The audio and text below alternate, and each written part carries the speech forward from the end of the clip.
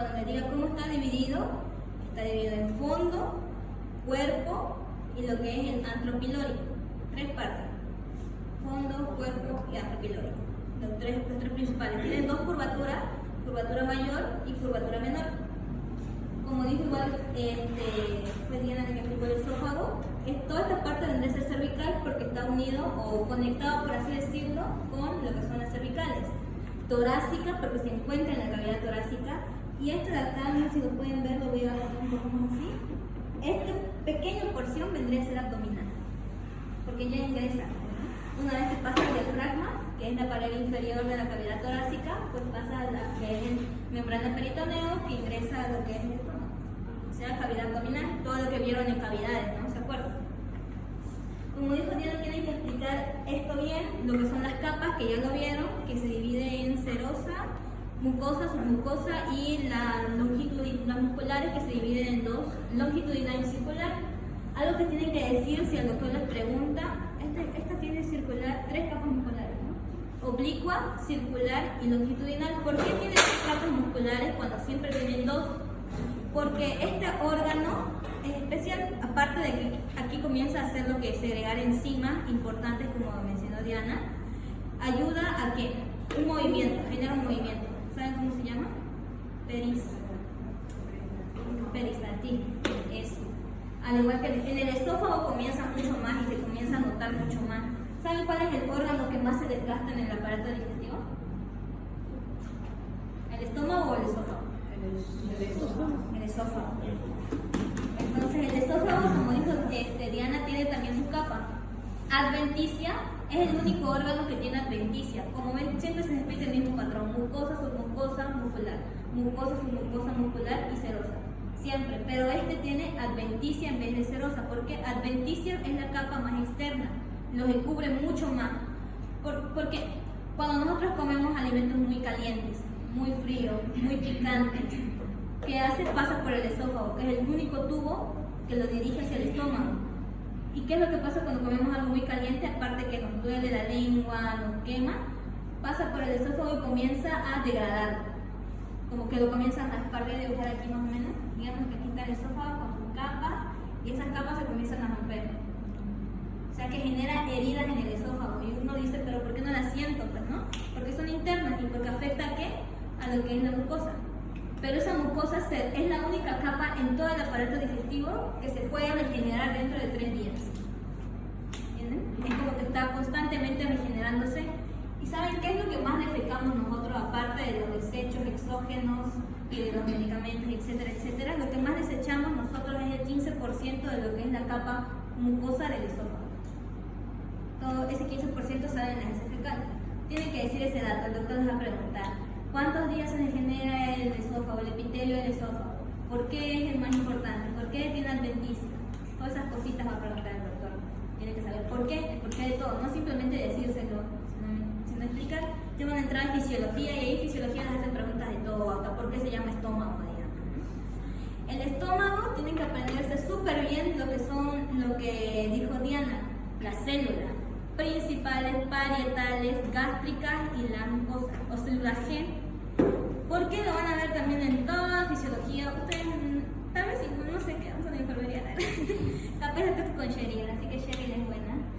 Y a la nutrición, ni modo, les toca con Claros.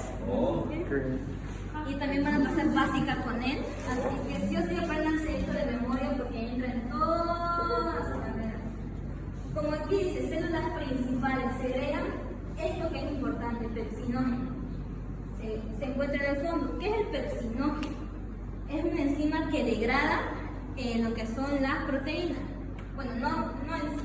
El pepsinógeno es lo que se segrega. Se segrega en el fondo. Acá se segrega esa enzima. Una vez que detecta una proteína, una porción de carne, de pollo, de huevo, como que se activa y dice hay que degradarlo. Segrega pepsinógeno. Pero ese pepsinógeno de por sí no le va a hacer nada, a menos que se segregue esto de acá, el ácido clorhídrico. Ambas células parietales y principales, cuando ingresa algo con proteína, lo detectan. ¿Qué es lo que primero se activa? Esto de acá, el ácido clorhídrico, que se activa hasta cuando olemos el alimento o lo vemos. se comienza a segregar más saliva, las glándulas salivales, sobre todo la parótida, comienza a segregar más. Cuando llega el alimento al estómago, se segrega primero esto, el ácido clorhídrico, luego el pepsinógeno. Estos dos unidos, imagínense una suma: ácido clorhídrico más pepsinógeno segregan ahora sí lo que llamamos como pepsina. Y es esta enzima la que sí va a degradar la proteína. ¿Entienden? Es esta enzima la que sí va a degradar la proteína. O sea que sin ácido clorhídrico no se segregan las proteínas. Sin pepsinógeno no se segregan las proteínas. Van de la mano. Apréndanse siempre. El ácido clorhídrico tiene una función importante también. Tiene 3 funciones importantes. Capaz se les pregunta, capaz no. Capaz sí. No se la van a pasar por alto al doctor. La primera es la de activar el pepsinógeno para segregar pepsina. La segunda es continuar lo que es la digestión mecánica, la digestión química, digamos. La mecánica solo se usa en la boca, acuérdense, solo en la boca. Pasa al esófago, se puede dar reflujo, pero una vez pasa al estómago ya es digestión química. ¿Por qué? Porque ya se segregan enzimas.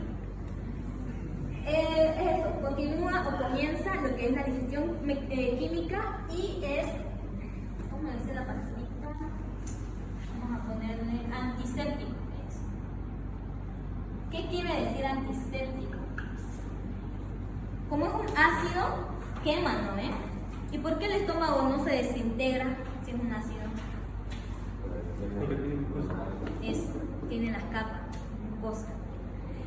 Y entonces, ¿por qué la gente con gastritis dice me duele mucho la boca del estómago? Me arde. Que sí, es la gastritis, ¿no? ¿Alguien sabe cuál es la bacteria que genera? Helicobacter pylori, ¿no? Helicobacter pylori, si uno se comienza a decir Helicobacter pylori, pyloro. O sea que esta bacteria se inserta acá, en el píloro del estómago. Y entonces si se inserta acá, ¿por qué dice me duele la boca del estómago? Esto se llama cardia. Acuérdense siempre eso. Esto es el fondo, esto es el cardia. Cardia del estómago. ¿Por qué dice entonces me duele la boca del estómago? Lo que pasa es que si la persona no segrega mucho ácido clorhídrico, bueno, no segrega, ¿no? Tiene la mucosa que le cubre el estómago, por eso no se desintegra. Y es antiséptico, ¿por qué? Porque evita que las bacterias ingresen más allá del estómago. O sea que una vez que ingresa una bacteria en un microorganismo, el ácido clorhídrico también se encarga de eliminarla, de desintegrarla. Pero lo que pasa con las personas con gastritis, una vez que contraen el Helicobacter pylori, ¿alguien sabe cómo se contrae eso? Mediante alimentos no lavados correctamente, o sea, alimentos no inocuos, contaminados. Algunos dicen por comer mucho ají, por tomar mucho café. Es indirecto a eso, o sea que no es un factor probable. El comer ají no genera gastritis. El hacer ají con tomate y cebolla contaminados genera gastritis. ¿Está la diferencia? Entonces, el Helicobacter pylori se ingresa acá al píloro y desde el píloro comienza a degradar la mucosa.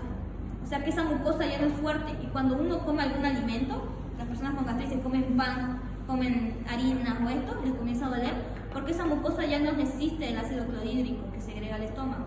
Es así que se genera la gastritis, el reflujo.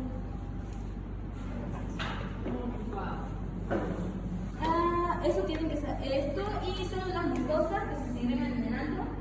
O sea, si son mucosas se segrega moco, obviamente. Y células G que generan gastrina, que es un hormona que también se encarga de segregar ciertos alimentos, que entran al estómago. Eso es más para nutrición, digamos, pero igual enfermería lo va a ver, por ejemplo.